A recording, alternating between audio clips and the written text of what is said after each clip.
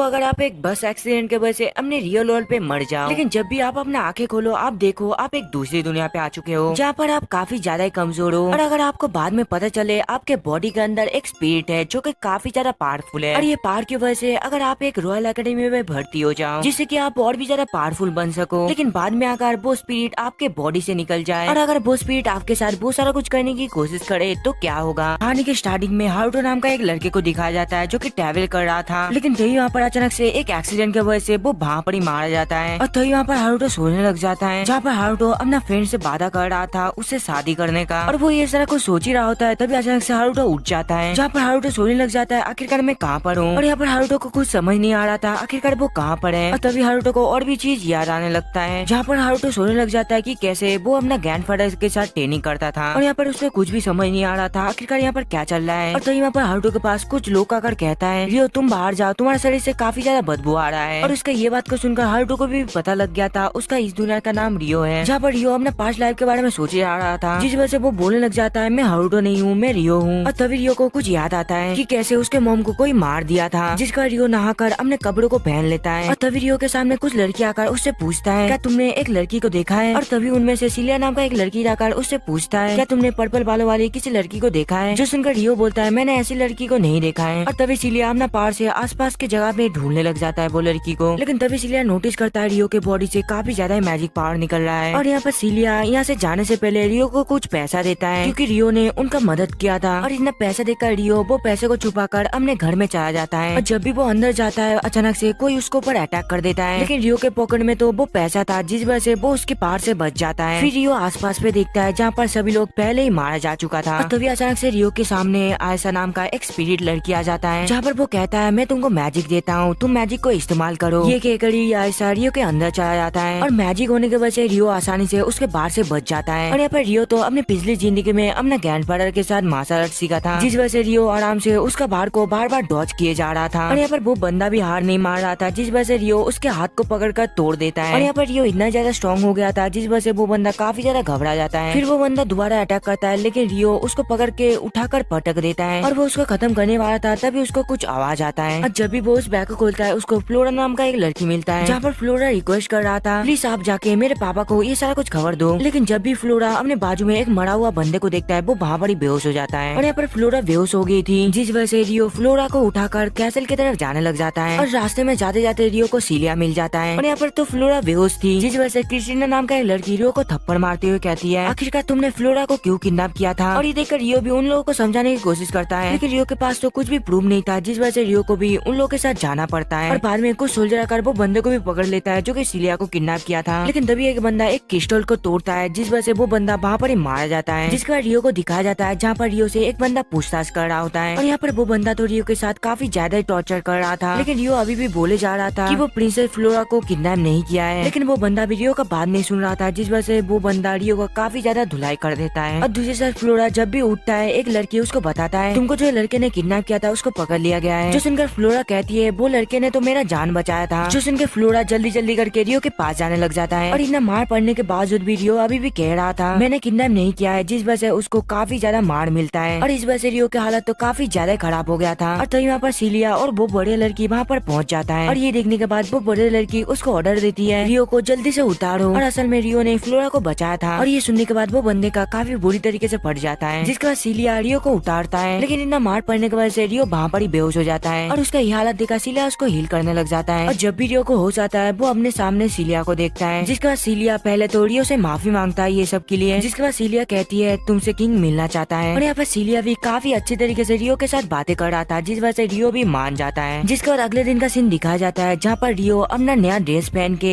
King के पास आता है, और यहाँ पर रियो ने प्रिंसेस फ्लोरा का जान बचाया था, जिस वजह से किंग रियो को काफी ज्यादा रिवॉर्ड देता है। फिर नेक्स्ट सीन में रॉयल एकेडमी का सीन दिखाया जाता है, जहाँ पर सिलिया रियो से पूछ रहा था क्या तुमको पढ़ना लिखना आता है, और उसका ये बात को सुनकर रियो मना कर देता है। और जब भी रियो क्लास में आता है सभी लोग तो रियो को बुली करने लग जाता है, क्योंकि किंग की वजह से रियो ये रॉयल एकेडमी पे आ पाया है। जिसके बाद सिलिया क्लास स्टार्ट करता है, और यहाँ पर रियो को तो पढ़ना लिखना नहीं आता था, जिस वजह से भी उसका मजाक उड़ाने लग जाता है। और जब स्कूल खत्म हो जाता है रियो सिलिया के पास जाता है उसके मिलने के लिए, लेकिन तभी सिलिया काफी ज्यादा गुस्सा हो जाता है, जहाँ पर वो कहती है कभी भी नॉक करके अंदर मत आया करो। और बाद में रियो कुछ मैथ को सॉल्व करके सिलिया को देता है, और इस वजह से सिलिया काफी ज्यादा हैरान होता है आखिरकार उसको मैथ कैसे आता है। और यहाँ पर रियो हारुतो का मेमोरी का इस्तेमाल करके ये सारा कुछ लिखा था, क्योंकि हारुतो पहले एक यूनिवर्सिटी स्टूडेंट था। और तभी सिलिया पूछती है आखिरकार तुमको ये सारा कुछ कैसे पता है। और इसी वजह से रियो बहाना मारते हुए बोलता है ये सारा कुछ मैं अपनी मॉम से सीखा हूँ और मेरा मॉम मैथ में काफी ज्यादा अच्छे थे। फिर नेक्स्ट दिन का सीन दिखाया जाता है जहाँ पर सभी स्टूडेंट अपना शॉर्ट प्रैक्टिस कर रहा था और यहाँ पर रियो तो अकेला ट्रेनिंग कर रहा था, जिस वजह से टीचर खुद आता है रियो को ट्रेनिंग देने के लिए, जहाँ पर टीचर कहता है तुम सबसे पहले मेरे ऊपर अटैक करो। और यहाँ पर रियो को तो अपनी पिछली लाइफ के बारे में सारा कुछ याद था, जहाँ पर वो कैसे अपने दादाजी के साथ शॉर्ट ट्रेनिंग करता था और ये मेमोरी के वजह से रियो भी काफी अच्छे तरीके से शॉर्ट चला रहा था। लेकिन तभी एक लड़का रियो का काफी ज्यादा ही मजाक उड़ाने लग जाता है और यहाँ पर रियो काफी अच्छा लड़ाई कर रहा था, जिस वजह से टीचर कहता है तुम आगे जाकर एक नाइट बन सकते हो। जिस सुनकर रियो बोलता है मुझे नाइट बनने का कोई भी शौक नहीं है। जिसके बाद एक महीने बाद का सीन दिखाया जाता है जहाँ पर रियो अपने एग्जाम के लिए तैयारी कर रहा था और देखते देखते वो दिन भी आ जाता है जहाँ पर रियो का एग्जाम होने वाला था। और यहाँ पर रियो ने तो काफी ज्यादा मेहनत किया था, जिस वजह से वो एग्जाम में काफी सारा ही चीजें लिखता है और जब भी एग्जाम खत्म हो जाता है रियो को काफी अकेला फील होता है, जहाँ पर रियो बस हारुतो के गर्लफ्रेंड के बारे में सोचे जा रहा था, जिस वजह से रियो अपने आप को कंट्रोल करते हुए कहता है मैं हारुतो नहीं हूँ। जहाँ पर रियो हारुतो के बचपन के बारे में सोच रहा था कि कैसे वो एक लड़की से प्रॉमिस किया था वो उसके साथ ही शादी करने वाला है, लेकिन बाद में वो उस लड़की को किसी और के साथ देखता है, जिस वजह से वो कभी भी उसके साथ बातें करने की कोशिश नहीं किया। और यहाँ पर रियो को तो बार बार हारुतो के बारे में याद आ रहा था, जिस वजह से रियो अपने आप से कहता है मैं हारुतो बिल्कुल भी नहीं हो सकता, क्योंकि हारुतो पहले ही मारा जा चुका है। और देखते देखते रिजल्ट का दिन भी आ जाता है, जहाँ पर सभी स्टूडेंट तो काफी ज्यादा शॉक्ड हो गया था, क्योंकि जिस बंदे ने एग्जाम में टॉप किया था वो असल में रियो ही होता है। और जब भी रियो अपने रिजल्ट चेक करने के लिए आता है वही बंदा जाकर रियो को कहता है जरूर तुमने चीटिंग किया है। और ये देख के तभी प्रिंसेस कहता है तुम जल्दी से शांत हो जाओ, लेकिन वो बंदा तो हार मानने का नाम ही नहीं ले रहा था, जिस वजह से वहाँ पर सिलिया आ जाता है, जहाँ पर सिलिया कहती है रियो ने कोई भी चीटिंग नहीं किया। और सिलिया का ये बात को सुनकर गुस्से में वो बंदा यहाँ से चला जाता है और बाद में सिलिया रियो से माफी मांगता है, क्योंकि रियो को हर समय सभी स्टूडेंट काफी ज्यादा ही बुली करता है, जो सुनकर रियो बोलता है कोई बात नहीं। और बाद में रियो सिलिया को थैंक्स बोलता है, क्योंकि पढ़ाई करने में सिलिया ने रियो का काफी ज्यादा ही हेल्प किया है। फिर रियो बोलता है सच में तुम काफी ज्यादा अच्छे हो। और उसका ये बात को सुनकर सिलिया तो काफी ज्यादा शर्मा जाता है, जहाँ पर सिलिया कहती है तुम ये क्या बोल रहे हो, मैंने तुम्हारा कुछ भी हेल्प नहीं किया और मैंने तो बस तुमको बस बुक सजेस्ट किया था और इस वजह से तुमको थैंक्स बोलने की जरूरत नहीं है। जिस सुनकर रियो कहता है सच में तुम काफी ज्यादा जीनियस हो। और उसका ये बात को सुनकर सिलिया कहती है इसी वजह से ही तो मैं एक प्रोफेसर बन पाई हूँ और सच में मैं एक जीनियस हूँ, है ना। और उसका ये बात को सुनकर रियो हाँ बोलता है, जहाँ पर वो बोलता है हाँ इसके साथ साथ तुम्हारा दिल भी काफी ज्यादा साफ है। जिसके बाद काफी सालों बाद का सीन दिखाया जाता है, जहाँ पर शॉर्ट टीचर कह रहा था एक शॉर्ट कॉम्पिटिशन होने वाला है और ये शॉर्ट कॉम्पिटिशन के लिए रियो को भी चुना गया था, जिस वजह से वही बंदा रियो का काफी ज्यादा ही मजाक उड़ाता है, जहाँ पर वो टीचर से रियो को लेने के लिए मना कर रहा था, लेकिन टीचर भी है सकलोंडा, वो उसका कोई भी बात नहीं सुनता। और बाद में सिलिया को भी पता लग गया था रियो नाइट टूर्नामेंट पे जाने वाला है, जहाँ पर सिलिया कहती है अगर तुम ये कॉम्पिटिशन में अच्छा कर पाए तो तुम आगे जाकर एक रॉयल नाइट भी बन सकते हो, लेकिन रियो बोलता है मैं नाइट नहीं बनना चाहता और मैं एक जर्नी पे निकलने वाला हूँ। और उसका ये बात को सुनकर सिलिया काफी ज्यादा उदास हो जाती है, क्योंकि सिलिया बिल्कुल भी नहीं चाहती थी रियो उसको छोड़ के जाए। और यहाँ पर रियो तो बचपन से ही एक जर्नी पे निकलने का डिसाइड कर लिया था और बाद में सिलिया बहाना ढूंढने लग जाती है जिससे कि रियो ये एकेडमी को छोड़ के ना जा पाए, लेकिन उसका कोई भी तरीका काम नहीं करता है, जिस वजह से वो उससे पूछता है आखिरकार तुम कहाँ जाने वाले हो। जो सुनकर रियो बताता है मैं आकामो जाने वाला हूँ। और आकामो का नाम सुनकर सिलिया पूछती है आखिरकार तुम वहाँ पर क्यों जाना चाहते हो। जो सुनकर रियो बोलता है बस ऐसे ही, क्योंकि मुझे वहाँ पर जाने का काफी ज्यादा मन कर रहा है और मुझे माफ करना मैं तुमको अपने साथ जर्नी पे नहीं ले जा सकता। और यहाँ पर हम लोग को पता चलता है रियो आकामो इसलिए जाना चाहता है क्योंकि उसका मॉम ने उससे वादा किया था आकामो ले जाने का। और यहाँ पर रियो सिलिया को नहीं पता था आखिरकार वो किस लिए जा रहा है। जिसका नाइट टूर्नामेंट का सीन दिखाया जाता है और वहाँ का रेफरी जो एल्वेट था सबसे पहले रियो को बुलाता है, लेकिन वो बंदा अभी भी आकर रियो को बुली किए जा रहा था, वैसे भी तुम रॉयल फैमिली में से नहीं हो और तुम कभी भी नाइट नहीं बन सकते। और जब भी रियो स्टेडियम पे पहुँचता है, जहाँ पर रियो को पता चलता है ये वही बंदा है जो कि एक टाइम पे रियो को काफी ज्यादा टॉर्चर किया था। और देखते देखते उन दोनों का मैच स्टार्ट हो जाता है, जो देखकर तभी वो रॉयल गार्ड रियो के ऊपर अटैक कर देता है। और यहाँ पर रियो भी कम नहीं होता, वो उसका बार को बार बार रोक रहा था, जहाँ पर उन दोनों का काफी खतरनाक लड़ाई चल रहा था। और तभी अचानक से काफी तेजी से वो रॉयल गार्ड रियो के ऊपर अटैक कर देता है और ये देखकर रियो काफी आसानी से वो रॉयल गार्ड को हरा देता है। और इस चीज को देख के वो रॉयल गार्ड चार्ल्स को बिल्कुल भी यकीन नहीं हो रहा था, जिस वजह से चार्ल्स अल्फ्रेड से और एक चांस मांगने लग जाता है। और उसका ये बात को सुनकर अल्फ्रेड काफी ज्यादा गुस्से में आकर बोलता है तुम्हें शर्म आना चाहिए, तुम एक रॉयल गार्ड हो। और बाद में चार्ल्स को हार मानना ही पड़ता है, जिसका रात का सीन दिखाया जाता है, जहाँ पर चार्ल्स एक बंदे के साथ बात कर रहा होता है रियो को लेके, जहाँ पर चार्ल्स बोलता है कि कैसे एक रॉयल एकेडमी का स्टूडेंट मेरे से जीत सकता है। जिसके बाद वो दोनों एक साथ ड्रिंक करने लग जाता है। और यहाँ पर चार्ल्स जिस बंदे से बात कर रहा था वो वही बंदा होता है और ये वही बंदा होता है जो कि एक क्रिस्टल को तोड़ के प्रिंसेस फ्लोरा का किडनैपर को एक ही झटके में मार डाला था। फिर अगले दिन का सीन दिखाया जाता है, जहाँ पर सिलिया रियो के लिए इंतजार कर रही थी, लेकिन जब भी रियो एकेडमी पे आता है वो एकेडमी पे नहीं जाता, वो पीछे एक लड़की से मिलने के लिए जाता है, जहाँ पर वो लड़की रियो को एक लव लेटर दिया था। और जब भी वो ये देखता है सिलिया काफी ज्यादा सैड फील करता है। फिर नेक्स्ट सीन में सिलिया अपना क्लास में मैजिक कंट्रोल के बारे में सिखा रहा था सभी को, लेकिन तभी वही बंदा उठकर रियो का मजाक उड़ाने लग जाता है, क्योंकि रियो को तो मैजिक करना बिल्कुल भी नहीं आता है। और तभी सिलिया वही दो बुली करने वाला बंदे को मैजिक करने के लिए कहता है, जो सुनकर वो बंदा भी ठीक ऐसा ही करने लग जाता है। और वो दोनों का बेसिक लेवल का स्पेल को देख के सिलिया अपना स्पेल को एक्टिवेट करता है। और यहाँ पर सिलिया का मैजिक स्पेल तो काफी ज्यादा स्ट्रॉन्ग था, जिस वजह से सभी काफी ज्यादा शॉक्ड हो जाता है। और यहाँ पर हम लोग को पता चलता है रियो भी थोड़ी बहुत मैजिक को इस्तेमाल कर सकता है। और क्लास खत्म होने के बाद उनमें से ही एक स्टूडेंट जाकर सिलिया को लाइन मारने लग जाता है, लेकिन तभी वो बंदा रियो को बोलने लग जाता है, तुमको लड़कियों को सेड्यूस करना छोड़ देना चाहिए। जो सुनकर सिलिया तो रियो के साइड लेने लग जाता है, जो देखकर वो बंदा बोलता है, रियो हर टाइम आपको सेड्यूस करने की कोशिश करता है। जो सुनकर सिलिया और भी ज्यादा गुस्सा हो जाती है, जिस वजह से वो रियो को बोलने लग जाता है, आज प्रैक्टिकल क्लास है और अगर तुम एक भी गलती करते हो मैं तुमको वहाँ से निकाल दूंगा। और रियो को बुली होता देखकर फ्लोरा को काफी ज्यादा ही बुरा लगता है। और बाद में जब प्रैक्टिकल एग्जाम स्टार्ट होता है, उन लोगों का लीडर तो बुलिस था और वो वही लड़का होता है जो कि रियो को हर टाइम बुली करता था। और यहाँ पर बुलिस के पास एक शॉर्टकट था, जिसका इस्तेमाल करके बुलिस ये क्लास को जल्दी से खत्म कर सकता है। और यहाँ पर रियो को तो मैजिक करना नहीं आता था, जिस वजह से उसको बैग उठाना पड़ता है और वो उठा ही रहा होता है। तभी प्रिंसेस फ्लोरा आकर कहती है, क्या मैं तुम्हारी कुछ मदद करूँ? और उसका ये बात को सुनकर रियो कहता है, इसका कोई भी जरूरत नहीं है। और यही कहकर रियो यहाँ से जाने लगता है और सभी फॉरेस्ट के अंदर जा ही रहा होता है। तभी अचानक से कुछ गॉब्लिन आ जाता है और यहाँ पर वो गॉब्लिन तो कुछ ज्यादा कमजोर होता है, जिस वजह से सभी मिलकर वो गॉब्लिन को हरा देता है। फिर वो दोनों बातचीत कर ही रहा होता है, तभी वहाँ पर रियो को एहसास होता है उन लोगों के ऊपर कोई नजर रखे रखा है और ये वही मिस्टीरियस पर्सन होता है, जिसका सभी मिलकर आगे की तरफ जाने लग जाता है। और आगे चल के उन लोगों को पता चलता है उन लोगों का जो शॉर्टकट है वो बिल्कुल भी सही नहीं था और ऊपर से उन लोगों के ऊपर अचानक से कुछ ताकतवर मॉन्स्टर हमला कर देता है। और यहाँ पर रियो तो उसके पास से बच तो जाता है, लेकिन वो जाकर सीधा एक बंदे पे लगता है, जिस वजह से उसका पैर कट जाता है। और पैर कटने के वजह से वो बंदा कुछ ज्यादा उछल कूद करने लग जाता है और इस चक्कर में वो बंदा प्रिंसेस फ्लोरा से टकरा कर वो नीचे गिर जाता है। लेकिन यहाँ पर रियो ये सारा कुछ देख लिया था और ठीक टाइम पे रियो अपनी मैजिक की मदद से प्रिंसेस फ्लोरा को ऊपर भेज देता है और इस चक्कर में रियो खुद खाई में गिर गया था, जिसके बाद सभी एक साथ मिलके वो सारे मॉन्स्टर को अपना पावर से हरा देता है। और सभी मॉन्स्टर को हराने के बाद सभी लोग काफी ज्यादा खुश हो जाता है। और दूसरी साइड रियो को दिखाया जाता है जो कि नीचे सही सलामत खड़ा था, जहाँ पर रियो सोचने लग जाता है आखिरकार मैं कैसे अपने मैजिक को सही से कंट्रोल कर पाया। और तभी रियो को याद आता है आयशा के बारे में और ऊपर पे हम लोगों को पता चलता है धक्का मारने की वजह से वो बंदे के ऊपर पूरा इल्जाम आ गया है, लेकिन वो बंदा तो काफी ज्यादा कमीना था, जहाँ पर वो अपना सारा गलतियों को रियो के ऊपर शिफ्ट करने लग जाता है खुद को बचाने के लिए। जो सुनकर प्रिंसेस फ्लोरा रियो की साइड लेने लग जाता है और उन लोगों के पास रियो भी आ गया था, जहाँ पर वो छुप छुप कर उन लोगों का बातें सुन रहा था। लेकिन तभी प्रिंसेस क्रिस्टिनिया कहती है हम लोगों को जल्दी से यहाँ से निकलना पड़ेगा। लेकिन तभी अचानक से उन लोगों के ऊपर एक पावरफुल मॉन्स्टर का अटैक हो जाता है, जो देखकर सभी स्टूडेंट एक साथ मिलकर वो मॉन्स्टर से लड़ने का कोशिश करता है, लेकिन वो मॉन्स्टर तो कुछ ज्यादा ही ताकतवर था, जिस वजह से कोई भी स्टूडेंट का अटैक वो मॉन्स्टर के ऊपर काम ही नहीं कर रहा था। और वो मॉन्स्टर का ताकत को देखकर सभी स्टूडेंट यहाँ से भागने का डिसाइड करता है। और दूसरे साइड प्रिंसेस फ्लोरा एक बंदे को हिल करने की कोशिश कर रही थी, लेकिन तभी अचानक से प्रिंसेस फ्लोरा के पीछे वही मॉन्स्टर आ जाता है और आकर ही वो मॉन्स्टर सीधा प्रिंसेस फ्लोरा के ऊपर अटैक कर देता है। लेकिन ठीक टाइम में रियो आकर वो बंदे का एक हाथ को काट देता है। फिर रियो प्रिंसेस फ्लोरा को छूने के लिए कहकर वो खुद वो मॉन्स्टर के साथ लड़ाई करने लग जाता है, जहाँ पर वो मॉन्स्टर तो बार बार रियो के ऊपर अटैक किए जा रहा था, लेकिन यहाँ पर रियो भी कम नहीं होता, वो उसका बार को बार बार डॉज किया जा रहा था, जो देखकर वो मॉन्स्टर पूरी ताकत से रियो के ऊपर अटैक करने के बारे में सोचता है, जिस वजह से उन दोनों का काफी खतरनाक लड़ाई चलने लग जाता है, जो देखकर रियो अपने पार को फोकस करने लग जाता है, जो देखकर वो मॉन्स्टर भी रियो के ऊपर अटैक कर देता है। लेकिन रियो वो बाहर से बचकर काफी स्पीड से वो मॉन्स्टर के पास जाकर उसका गले को काट डालता है और इस वजह से वो मॉन्स्टर भी वहाँ पर हार जाता है। और तभी प्रिंसेस फ्लोरा के पास बाकी सारे लड़के आ जाता है, जो देखकर रियो यहाँ से जाने लग जाता है। और यहाँ पर रियो को जाता हुआ वो मिस्टीरियस पर्सन देख रहा था, जहाँ पर वो कहता है जैसा मुझे उम्मीद था तुमने वैसा ही किया, जिसका सिलिया को दिखाया जाता है जहाँ पर वो प्रिंसिपल रूम के पास जा रहा था, लेकिन तभी उसको बाहर से सुनाई देता है रियो मिसिंग है। और यहाँ पर प्रिंसिपल के पास काफी ज्यादा प्रेशर आ रहा था, जिस वजह से प्रिंसिपल बोलता है ठीक है तुम सारा इल्जाम वो लड़की के ऊपर लगा दो। और ये सारा कुछ सुन के सिलिया तो काफी ज्यादा शॉक्ड हो जाता है, जिसके बाद रात का सीन दिखाया जाता है जहाँ पर रियो सिलिया से मिलने के लिए आया था। और सिलिया जब भी रियो को देखता है वो सीधा जाकर रियो को हक कर लेता है और बाद में सिलिया जो भी बातें सुना था वो सारा कुछ रियो को बता देती है, जो सुनकर रियो बोलता है मैं अगर प्रूफ भी कर दूं मैं इनोसेंट हूँ, तब भी किसी को भी कुछ भी फर्क नहीं पड़ता है क्योंकि मैं एक कॉमनर हूँ और इसी वजह से मैं इस एकेडमी को छोड़ के यहाँ से चला जाऊंगा। और वैसे ही मैं इस एकेडमी पे काफी सारी चीजें सीख लिया हूँ, तो इससे मुझे कोई भी प्रॉब्लम नहीं होगा। जिसका रियो सिलिया को थैंक्स बोलता है उसका इतना मदद करने के लिए, लेकिन जाने से पहले रियो सिलिया से वादा करता है वो लोग दोबारा से जरूर मिलेंगे। और उसका ये बात को सुनकर सिलिया रियो को हक कर लेता है, जहाँ पर रियो बोलता है मेरा दूसरा नाम हारुतो है। और जब भी रियो यहाँ से चला जाता है तभी सिलिया काफी ज्यादा रोने लग जाती है। और दूसरी साइड हम लोग चार्ल्स को देखते हैं, जो कि रियो का एक शर्ट देखकर एक स्लेव को बोलता है तुमको ये लड़के को ढूंढ के किसी भी हालत में मारना ही पड़ेगा। फिर नेक्स्ट सीन में रियो को दिखाया जाता है जहाँ पर वो काफी तेजी से मॉन्स्टर से बचते हुए आगे की तरफ जा रहा था। और यहाँ पर रियो को कैपिटल छोड़े हुए करीब 3 दिन हो चुका है, जिसका रियो एक टाउन में चला जाता है, जिसका रियो आगे की साइड जाने लग जाता है। और यहाँ पर रियो के पीछे वही स्लेव आ जाता है, लेकिन जब भी रियो पीछे देखता है वो स्लेव तो छुप गया था। और तभी एक शॉप ओनर रियो को बुलाकर कहता है क्या तुम रामन खाना पसंद करोगे। और बाद में रियो को पता चलता है एक लड़की की वजह से ये टाउन के अंदर ये रामन अवेलेबल है। और जब भी रियो वो रामन को टेस्ट करता है हारुतो के लाइफ के बारे में उसको याद आने लग जाता है। और खाने के बाद रियो सोने लग जाता है। लगता है वो लिसन लॉर्ड हमारे यूनिवर्स है। और यहाँ पर रियो वो शॉप ओनर से वो लड़की का एड्रेस भी ले लिया था। और बाद में रियो वो लड़की से मिलने के लिए जाता है, जहाँ पर रियो वो शॉप से काफी सारी चीजें परचेज करता है हारुतो के वर्ल्ड का। और इसी के साथ रियो एक लेटर लिख के सिलिया को भेज देता है। और बाद में रियो सिलिया को वो चिट्ठी भेजने के बाद ये शॉप से बाहर निकल जाता है, जहाँ पर वो शॉप पे काम करने वाला वो दोनों ही लड़की रियो के बारे में बातचीत कर रहा होता है कि वो आज कितना सारा चीजें परचेज किया है। और दूसरी साइड रियो को दिखाया जाता है जो कि फॉरेस्ट के अंदर से जा रहा होता है। और जब भी रियो फॉरेस्ट में जा रहा होता है उसको फॉरेस्ट में एक लड़की मिलता है, लेकिन जब भी रियो उसके पास जाता है वो लड़की उसके ऊपर अटैक कर देती है एक पॉइजन से, जिस वजह से रियो को वो पॉइजन को हील करना पड़ता है। और उसको हील करते हुए वो लड़की काफी ज्यादा शॉक्ड होती है, जिस पर वो दोनों काफी तेजी से लड़ाई करने लग जाता है। और वो लड़ाई के दौरान रियो को पता चलता है कि वो लड़की काफी पावरफुल एंचेंटमेंट कर सकता है, जो देखकर रियो को थोड़ी सी अजीब लगता है। लेकिन वो दोबारा वो लड़की के साथ लड़ाई करने लग जाता है, जहाँ पर वो लड़की काफी स्पीड के साथ रियो के साथ लड़ाई कर रहा था। और यहाँ पर रियो थोड़ी ना कम होता है, वो उसको उठाकर पटक डालता है। और इस वजह से वो लड़की रियो से वहाँ पर हार जाता है। और हारने के वजह से वो लड़की तो काफी ज्यादा डर गई थी। और ये सारा कुछ देखने के बाद रियो अपने पावर से वो लड़की को वहाँ पर ही बेहोश कर डालता है। और बाद में जब रियो वो लड़की को चेक करता है उसको कुछ वेपन मिलता है, जहाँ पर रियो वो लड़की के गले में एक कॉलर देखता है। और रियो पहले ये कॉलर के बारे में पढ़ा था जो कि एक स्लेव कॉलर होता है। और इसी वजह से रियो अपने पावर के वजह से उसका स्लेव कॉलर को वहाँ पर ही तोड़ देता है। और जब भी रियो वो लड़की को ध्यान से देखता है उसको कुछ याद आता है, जहाँ पर वो बस में एक छोटी लड़की भी था। और जब भी लाटिफा को होश आती है उसको कुछ याद आने लगती है कि कैसे एक एकेडमी का स्टूडेंट ने उसको उसका स्लेव बनाया था। और जब वो उसको स्लेव कॉलर पहना रहा था उसको काफी ज्यादा दर्द हो रहा था। लेकिन जब भी वो अपने आंखें खोलता है वो अपने सामने रियो को देखता है, जहाँ पर रियो लाटिफा के साथ बातें कर रहा था, जिसके बाद रियो लाटिफा का वो स्लेव कॉलर को दिखाता है, जहाँ पर रियो कहता है मैं तुमको तुम्हारा स्लेव से आजाद कर दिया हूँ। और ये देखने के बाद खुशी में लाटिफा काफी ज्यादा ही रोने लग जाती है। और जब लाटिफा शांत होती है रियो उससे कुछ क्वेश्चन पूछता है, आखिरकार तुमको मेरे पास कौन भेजा है। जो सुनकर लाटिफा कहती है एक रॉयल एकेडमी का स्टूडेंट ने मेरे को ऑर्डर दिया था तुमको खत्म करने के लिए। और इसका ये बात को सुनकर रियो को समझ आ जाता है उसको आखिरकार कौन मारना चाहता है। और बाद में रियो उससे पूछता है क्या तुम्हारे पास कुछ इंटेंशन है मुझे मारने का। जो सुनकर लाटिफा कहती है ऐसा कुछ भी नहीं है, जिसके बाद रियो उसको छोड़कर यहाँ से जाने लग जाता है, जहाँ पर वो कहता है तुमको वेस्ट को जाना चाहिए क्योंकि वहाँ पर तुम्हारी तरह काफी सारा डमी ह्यूमन है। लेकिन तभी लाटिफा उसको रोक कर कहती है क्या मैं तुम्हारे साथ जा सकती हूँ, प्लीज मना मत करना। और लाटिफा तो उसका पीछा कर रहा था, जिस वजह से रियो को काफी ज्यादा गुस्सा आ जाता है। और रियो को इतना गुस्सा देखकर लाटिफा काफी ज्यादा डर जाती है। और यहाँ पर लाटिफा के पास भी कोई ऑप्शन नहीं था, जिस वजह से लाटिफा रियो को दोबारा ये स्लेव कॉलर पहनाने के लिए बोलता है। और ये कहते हुए वो काफी ज्यादा रो रही थी। और लाटिफा को इतना रोते हुए देख के रियो भी बाद में उसको ले जाने के लिए राजी हो जाता है, जिसके बाद वो दोनों ही मिलकर आगे की तरफ जाने लग जाता है। जिसके बाद रात का सीन दिखाया जाता है, जहाँ पर रियो खाना बना रहा था। और रियो का ये डिश लाटिफा भी पहचान जाती है, जो सुनकर रियो भी काफी ज्यादा शॉक्ड हो जाता है, क्योंकि ये डिश हारुतो के वर्ल्ड का था, जिस वजह से रियो सोने लग जाता है। लगता है लाटिफा का कनेक्शन भी हारुतो के वर्ल्ड से है। जिसका रात का सीन दिखाया जाता है, जहाँ पर लाटिफा तो सोते हुए काफी ज्यादा रो रही थी, जहाँ पर लाटिफा कह रही थी मम्मी पापा मुझे वापस टोक्यो जाना है। और ये बात को सुन के रियो काफी ज्यादा सरप्राइज होकर बोलता है इसका हालत तो मेरा जैसा खराब है। जिसका सुबह का सीन दिखाया जाता है, जब भी लाटिया रियो को देखता है उसको एहसास होता है ये तो बस एक्सीडेंट के टाइम पे मेरे साथ ही था। और तभी लाटिफा रियो के पास एक रिक्वेस्ट करती है क्या मैं तुमको ब्रदर बुला सकती हूँ, क्योंकि तुम मेरे ब्रदर जैसा ही दिखते हो। जो सुनकर रियो बोलता है तुम मुझे जो चाहे बुला सकते हो। और उस दिन के बाद वो दोनों ही काफी दूर तक ट्रैवल करता है, लेकिन ट्रैवल करते करते उन दोनों को एक अजीब सा ट्री दिखता है, जिस वजह से वो दोनों उसके पास जाने लग जाता है। लेकिन जाते जाते रात हो जाता है, लेकिन रियो रात में सोते सोते उठ जाता है, क्योंकि लाटिफा को बुरा सपने आ रहे थे। और इसी वजह से रियो अपने पावर की मदद से लाटिफा का बुरा सपने को गायब कर देता है। और तभी अचानक से उस जगह पे कुछ बीस्ट गर्ल आ जाता है, जहाँ पर वो बीस्ट गर्ल लिटिया को अंदर पे सोते हुए देखता है, जिस वजह से वो बीस्ट गर्ल रियो को बोलता है तुम्हारा हिम्मत कैसे हुई एक बीस्ट गर्ल को पकड़ के अपना नौकर बना के रखने की। लेकिन तभी वो बीस्ट गर्ल रियो के ऊपर हमला कर देता है, और वो बीस्ट गर्ल के पास इतना ज्यादा खतरनाक पावर था वो वहाँ पर ही बेहोश हो जाता है। और बेहोश होने के बाद रियो अपने मन में एक लड़की को देखता है, और वो लड़की को देखकर रियो पूछता है आखिरकार तुम कौन हो। और यहाँ पर रियो को तो कुछ समझ ही नहीं आ रहा था बार बार ये लड़की आखिरकार कौन है। और उसका ये बात को सुन के बाद में वो लड़की कहती है मैं बस तुम्हारे साथ जुड़ा हुआ हूँ हारुतो, और मेरा नाम आयशा है। जिसके बाद रियो उससे और भी चीजें पूछने लग जाता है, जो सुन के आयशा कहती है मैं तुमको बाद में बताऊंगा। ये कहकर